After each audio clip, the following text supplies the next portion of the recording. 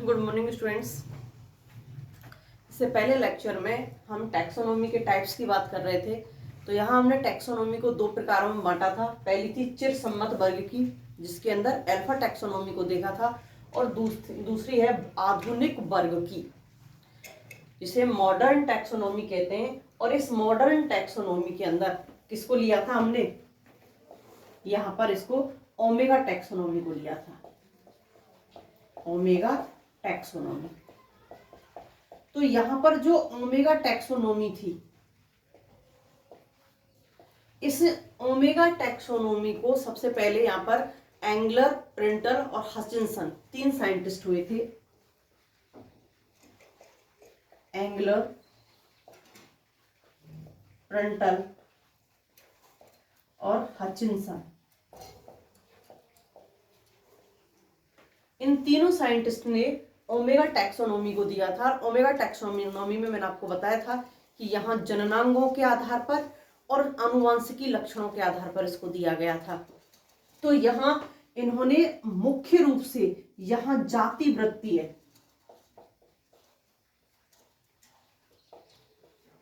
यहाँ पर जाति वृत्ति लक्षणों के आधार पर, क्योंकि एंगलर, प्रिंटल और हचिंसन ने जब ओमेगा टैक्सोनॉमी का निर्धारण किया था, किसके आधार पर किया था? जेनेटिक लक्षणों के आधार पर और आनुवांशिक लक्षणों के आधार पर, जननांगों के आधार पर।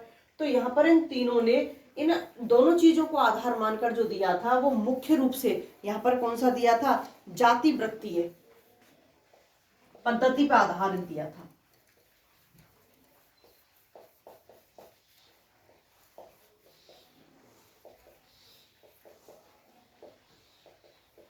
जाति वृत्तीय पद्धति पर आधारित था। जैसे एनिमल, कोई भी हम उपजाति की बात करें, वंश की बात करें, तो वो वंश और उपजाति किससे? उनके पहले लक्षण अपनी जातियों से मिलेंगे। उनके जो लक्षण हैं, पुराने लक्षणों की तरफ हम जाएं तो कहाँ मिलते हैं? वो अपनी ही जातियों से मैच करते हैं। तो इन सब चीजों को जो दिया था इन्होंने, इनके आधार पर जो इन्होंने इस पद्धति के आधार पर जो वर्गीकरण किया था, ओमेगा वर्गीकरण। अब इस ओमेगा वर्गीकरण को आधुनिक टैक्सोनॉमी में तीन प्रावस्थाओं के अंदर यहाँ पर इसकी स्टडी की गई थी। तो पहली जो प्रावस्था आती है वो होती है संश्लिष्ट या विश्वकोश, विश्व विज्ञान कोश प्रावस्था। यहाँ जो चिरसम्मत वर्ग की है, जिसको हमने अल्फा टैक्सोनॉमी कहा था, इस अल्फा टैक्सोनॉमी में जितने भी पादप थे,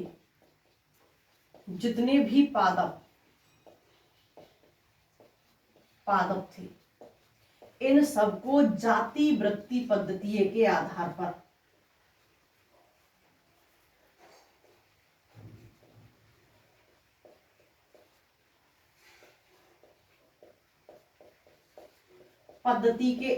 पर क्रमबद्ध रूप से व्यवस्थित किया।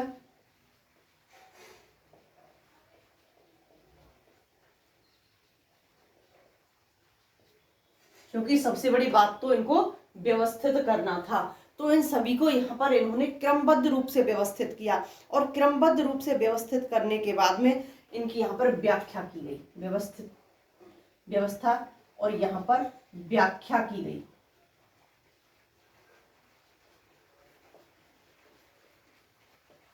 तो सबसे पहले तो यहाँ पर ये जो काम किया गया था, यही काम क्या कहलाया? संश्लिष्ट कोश प्रावस्था या विश्व विज्ञान कोश प्रावस्था कहलाई। जितने भी पादप ज्ञात हो चुके थे, जिनकी खोज की जा चुकी थी, उन सभी पादपों को यहाँ पर ओमेगा टैक्सोनॉमी के आधार पर, या फिर कहें जाति वृत्ति पद्धति के आधार पर, यहाँ पर वापस से इनको वर्गीकृत किया गया, इनको क्रमबद्ध रूप से व्यवस्थित किया गया, इनकी व्याख्या की गई।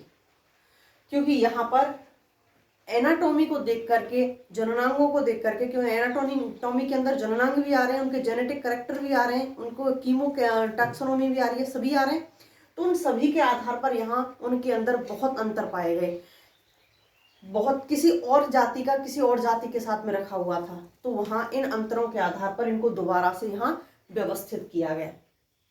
और यहाँ व्यवस्थित करने के बाद में इन इनकी जाति, उपजाति और इकोटाइप्स को देखा गया। अभी बताएंगे इकोटाइप्स क्या होते हैं। इकोटाइप्स को देखा गया। इसके बाद आती है इलेक्ट्रॉन माइक्रोस्कोप फेज।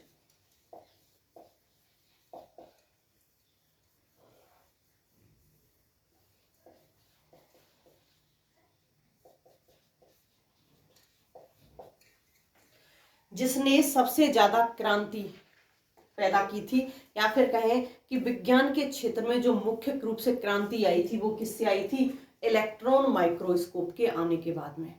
क्यों? क्योंकि यहाँ जो बारीक से बारीक संरचनाएं थी, जो छोटी से छोटी संरचनाएं थी, जो अंतर थे, उन अंतरों को यहाँ पर देखा गया। तो यहाँ पर इलेक्ट्रॉन माइक्रोस्कोप की जब रिसर्च हो गई, यहाँ पर जब इसकी खोज हो गई, तो यहाँ पादपों की संरचनात्मक जानकारी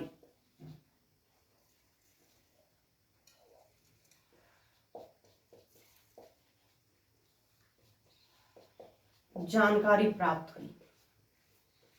और इस जानकारी में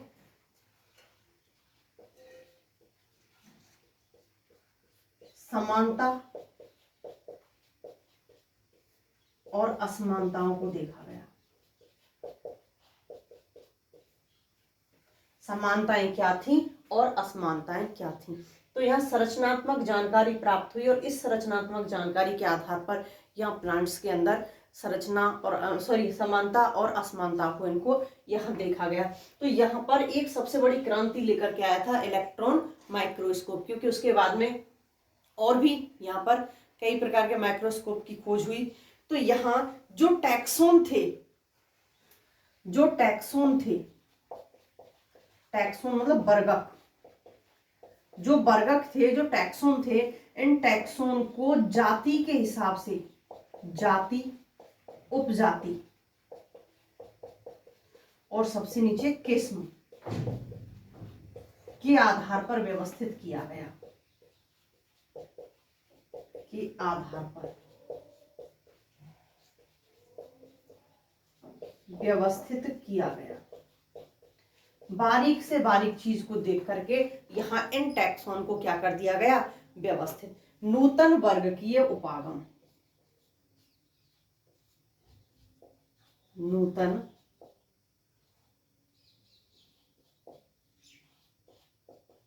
वर्गकीय उपागम।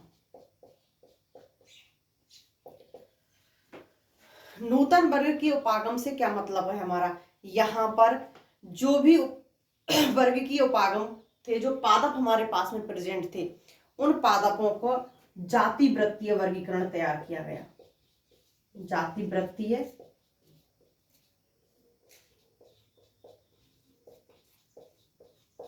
वर्गीकरण तैयार किया। उपागम मतलब जो यहाँ सहायक सामग्रियां थी, तो यहाँ फिर इनका जाति वृत्तीय यहाँ पर वर्गीकरण तैयार हुआ। और जाति वृत्तीय वर्गीकरण तैयार होने के बाद में इनसे पहले जो पादप विकसित थे या पादप विकसित हुए थे,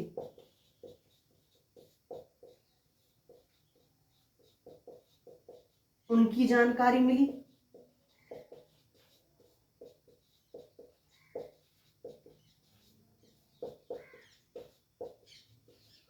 अंतरों के बारे में पता चला।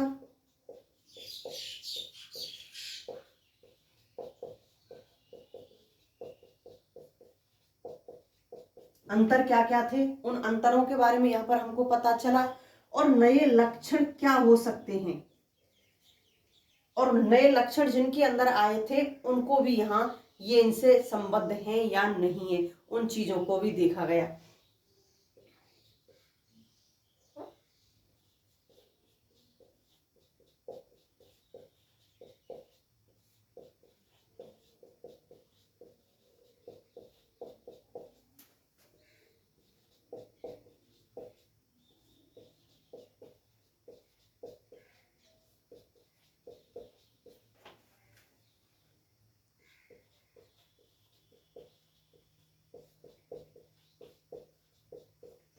नए लक्षणों वाले पादपों को यहाँ पर संबद्ध किया गया, उनको यहाँ जोड़ा गया, उनके लक्षणों के बारे में यहाँ पर जानकारी ली गई।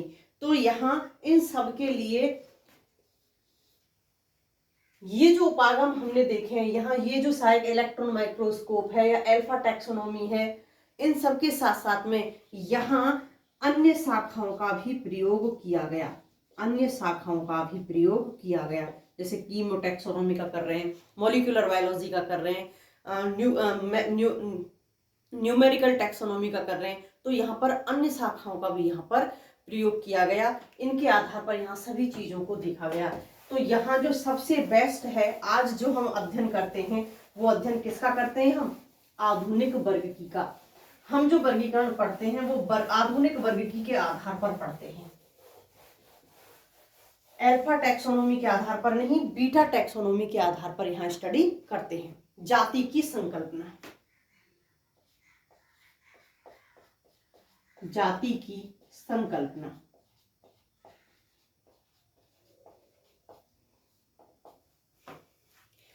यहाँ जाति है क्या? जाति हम किसे कह रहे हैं? हमने जाति के अंदर रखा किसे? जाति की डेफिनेशन क्या होगी? तो यहाँ हमने जाति किसको बोला है? पादपों का ऐसा समूह, पादपों का ऐसा समूह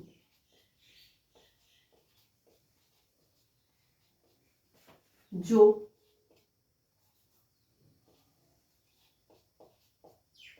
फिजियोलॉजिकली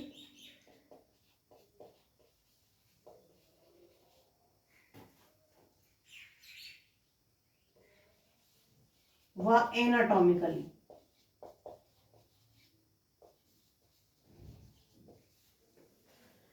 बाह्य आकार के आधार पर और आंतरिक आकार के आधार पर, दोनों ही आकार को रखा गया, समानता रखता हो, आकार के आधार पर समानता रखता हो।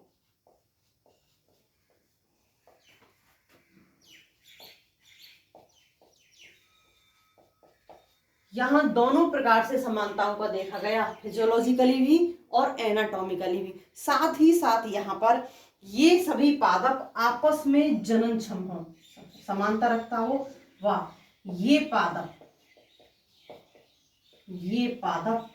परस्पर आपस में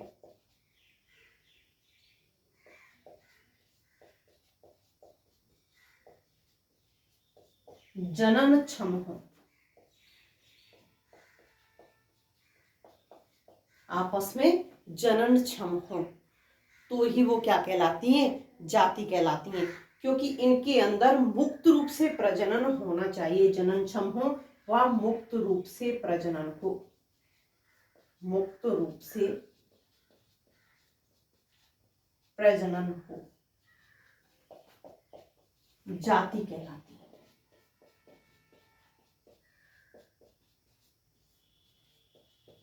यहाँ पर ये आपस में जातियां कहलाएंगी। अगर मुक्त रूप से प्रजनन नहीं हो रहा है तो वो जातियां नहीं कहलाएंगी। फिजियोलॉजिकल और एनाटॉमिकल भी इनमें समानता होनी चाहिए, आपस में ये जननक्षम होनी चाहिए। ऐसा नहीं है कि यहाँ दो जातियों के बीच में हमने जनन करवाया और तीसरी जो जाति वहां पर हमने निकल करके आ रही है, वहां पर जो पैदा हो रही है वो कैसी है? जननक्षम नहीं है, स्टेराइल है। तो वो क्या होंगी? आपस में समान जातियां नहीं होंगी। जैसे घोड़े और गधे की मैटिंग कराते हैं तो क्या होता है? खच्चर मिलता है। तो यह खच्चर कैसा होता है? स्टेराइल, बंद होता है। तो यहाँ पर मुक्त रूप से प्रजनन होना चाहिए इनमें, और आपस में जो उनका प्रोडक्शन प्राप्त होता है वो कैसा होना चाहिए? फर्टाइल होता है, वो जननक्षम होना चाहिए, फर्टाइल होना चाहिए। तो ही वो जाति कहलाती है, तो ही वो जाति कहलाती है। अब यहाँ पर क्या होता है? इकोलॉजिकली, परिस्थितियों के कारण,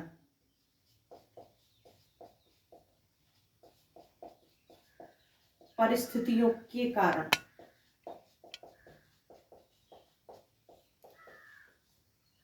कुछ परिवर्तन हो जाते हैं, परिस्थितियों के कारण यहाँ पर कुछ परिवर्तन हो जाते हैं,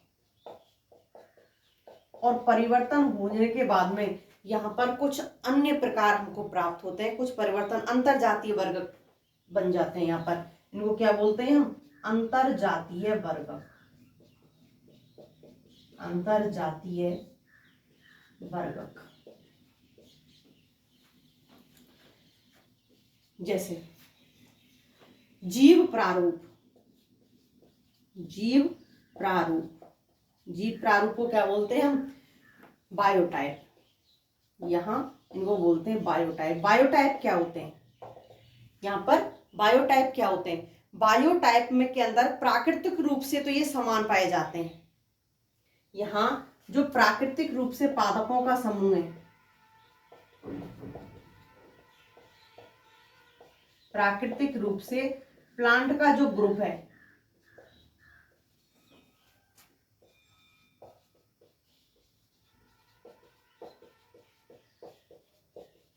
ग्रुप में समानता होती है। पादपों का जो ग्रुप है उसमें समानता होती है, क्योंकि यहाँ पर इकोलॉजिकल कारण आए, कुछ परिस्थितियां बदली हैं, तो ये प्राकृतिक रूप से तो समान होते हैं, आनुवांशिक रूप से भी यहाँ समानता मिलती है।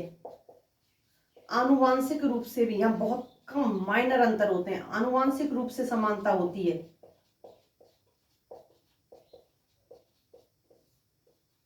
तो फिर अंतर किसमें होता है? अंतर होता है कुछ बाह्य लक्षणों में, कुछ बाह्य लक्षणों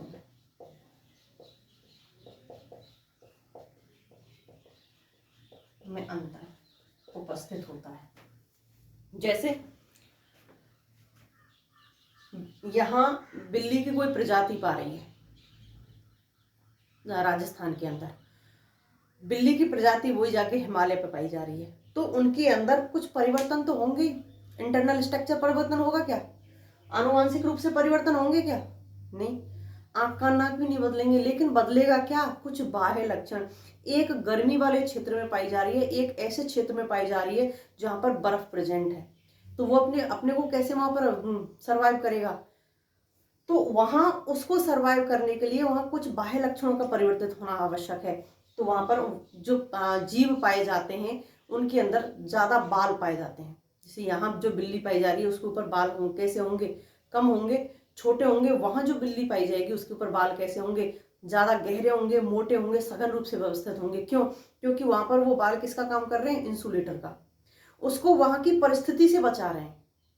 तो यहाँ पर प्राकृतिक रूप से और आनुवांशिक रूप से यहाँ पर समानताएं होती हैं, लेकिन वहां की जो इकोलॉजिकल कंडीशंस हैं, उन इकोलॉजिकल कंडीशंस के कारण यहाँ पर कुछ बाह्य लक्षणों में अंतर आएगा, आंतरिक लक्षणों में कोई भी अंतर नहीं आता है। किसके अंदर? बायोटाइप्स के अंदर। सेकंड पाए जाते हैं इकोटाइप्स, पारिज प्रारूप। पारिज प्रारूप, इकोटाइप्स।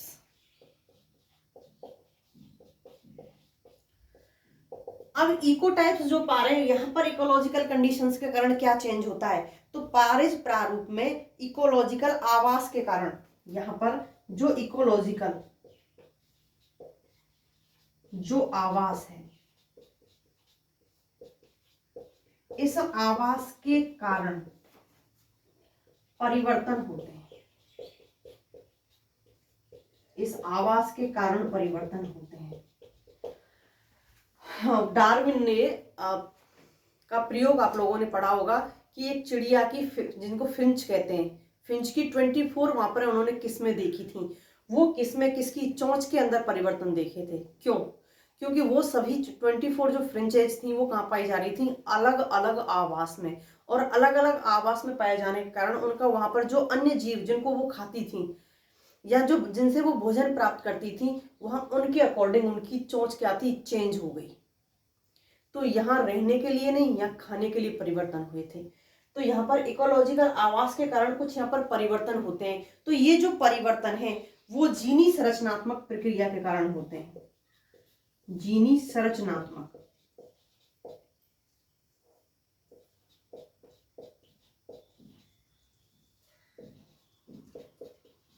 जीनी संरचनात्मक प्रक्रिया के कारण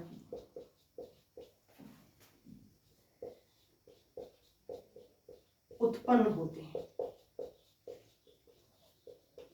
रीजन कि जब तक जीनों में परिवर्तन नहीं होगा तो अगली पीढ़ी में फिर वैसे ही करेक्टर होगा जैसे कभी पहले था उसकी प्रजाति में। तो यहाँ पर जीनों की संरचना में परिवर्तन होने के बाद में उनके अंदर जो परिवर्तन हुआ इकोलॉजी को लेकर के, जो इकोलॉजिकल एक्सचेंज पर चेंज जो हुए हैं, वो इकोलॉजिकल चेंज क्या हो जाएंगे, यहाँ पर परमानेंट हो जाएंगे। इनकी जीनी संरचना में कुछ परिवर्तन हो जाएगा और परिवर्तन से जो वहां पर रीजन जो वहाँ जो चेंज होके जो संरचना निर्मित हुई है वो संरचना कैसी हो जाएगी, परमानेंट हो जाएगी। वहां पर फिर अगली जो पीढ़ी होगी वो पहले ही उन लक्षणों को लेकर के उत्पन्न होगी। तो इस प्रकार के क्या कहलाते हैं, इकोटाइप्स, पारिज प्रारूप कहलाते हैं। लेकिन यहां पर दो इकोटाइप्स के मध्य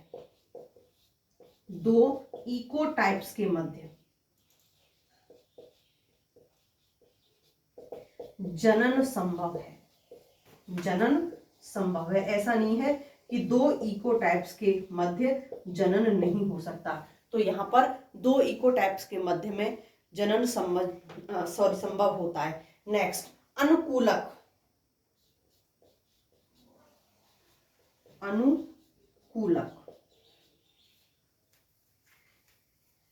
या पारिज,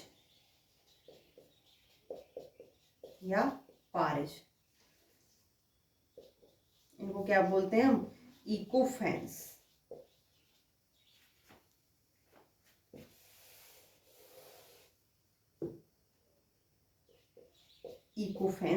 या इकैट्स, अनुकूलक, इकोफेंस, पारिज, इकैट्स। तो यहां पर क्या होता है, यहां पर भी इकोलॉजी के कारण, परिस्थितियों के कारण यहाँ पर कुछ एक्सचेंज होते हैं। और ये जो एक्सचेंज होते हैं, ये एक्सचेंज आनुवांशिक स्तर पर नहीं होते। ये चेंजेस, यहाँ पर जो चेंजेस होते हैं, जो परिवर्तन होते हैं, ये परिवर्तन आनुवांशिक स्तर पर नहीं होते।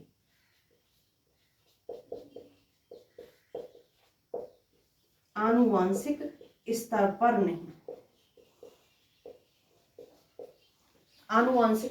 नहीं होते। और आनुवांशिक स्तर पर नहीं हो रहे तो अगली पीढ़ी में क्या आएंगे, अभी आवश्यकता अनुसार कुछ एक्सचेंज हो गए। अभी आवश्यकता के कारण वातावरण जैसा परिवर्तित हुआ है, उस वातावरण के अकॉर्डिंग यहाँ पर परिवर्तन हो गए। लेकिन जैसे ही वातावरण चेंज होगा, देखो गिरगिट के बारे में आप लोगों ने सुना है कि गिरगिट अपनी स्किन का कलर बदल लेती है। क्यों बदल लेती है, तो अपनी सुरक्षा के लिए। जैसे वातावरण में वो रहेगी, उस वातावरण के अनुसार वहां अपना रंग चेंज कर लेगी। जैसे ही वो दूसरे वातावरण चेंज होगा, इकोलॉजिकल जो कंडीशन है वो चेंज हुई, तो इकोलॉजिकल कंडीशन चेंज होने पर वो परिवर्तन पुनः आ जाएगा। तो अब अगर उसकी स्किन कलर कुछ है और उसकी उस वक्त कोई नई पीढ़ी ने जन्म ले लिया, तो जरूरी नहीं है वो उसके अंदर परमानेंट होगा। तो वो वातावरण के अनुसार होगा। जैसे ही वातावरण चेंज होगा तो वो उसका स्किन कलर क्या हो जाता है, चेंज। आनुवांशिक स्तर पर यहाँ पर परिवर्तन नहीं हुए, और आनुवांशिक स्तर पर नहीं हुए तो वो परिवर्तन उत्क्रमणीय होती है। आवश्यकता के अनुसार यहाँ पर परिवर्तन होते रहते हैं। नेक्स्ट, वैरायटी, किसमें,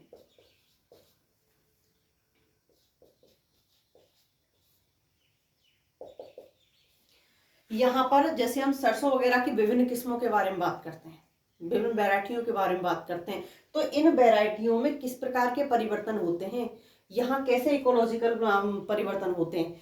तो स्टूडेंट्स, यहाँ पर जो किस्म होती हैं, जो किस्मों में जो पादपों का समूह होता है, यहाँ जो पादपों का जो समूह होता है,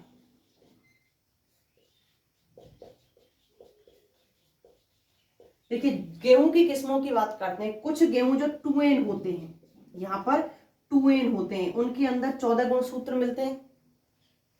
जो 4N होते हैं उनके अंदर 28 मिलते हैं, और जो 6N होते हैं, 60 गुणित होते हैं, उनके अंदर 42 मिलते हैं। तो यहाँ पादप समूह जो होता है, इस पादप समूह में एक तो जीन या फिर कहें जीनी संरचना में परिवर्तन होता है। जीनी संरचना में परिवर्तन होता है।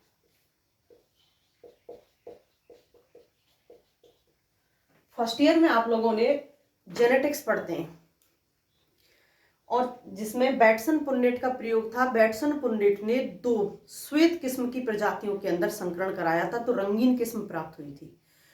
दोनों के अंदर जो जीन्स थी, दोनों किस्म के अंदर जो जीन्स थी, एक श्वेत किस्म का कराया तो उसके अंदर RRPP और दूसरी के अंदर कराया तो RRPP। तो एक के अंदर दूसरी जीन प्रभावी थी और एक के अंदर दूसरी जीन प्रभावी थी, और दोनों ही कैसी थी? श्वेत रंग की। दोनों ही कैसी थी? श्वेत रंग की। तो ये जीनी संरचना में इनकी में परिवर्तन था, लेकिन जो बाह्य संरचना थी वो संरचना के अंदर यहाँ परिवर्तन नहीं था। क्रॉस कराने के बाद में क्या हुआ? यहाँ रंगीन पुष्प प्राप्त हुए। क्यों? फिर जीनी संरचना में परिवर्तन हो गया। तो यहाँ जो किस्म होती हैं इनकी जीनी संरचना में परिवर्तन पाया जाता है, और ये प्राकृतिक रूप से विभेदनशील होती हैं, कृत्रिम रूप से नहीं, प्राकृतिक रूप से विभेदनशील होती हैं। प्राकृतिक रूप से विभेदनशील होती है। ये प्राकृतिक रूप से विभेदनशील पाई जाती है। तो यहाँ पर ये आपकी जातियां पाई जाती हैं और जातियों के अंदर कुछ परिवर्तन पाए जाते हैं। Okay students.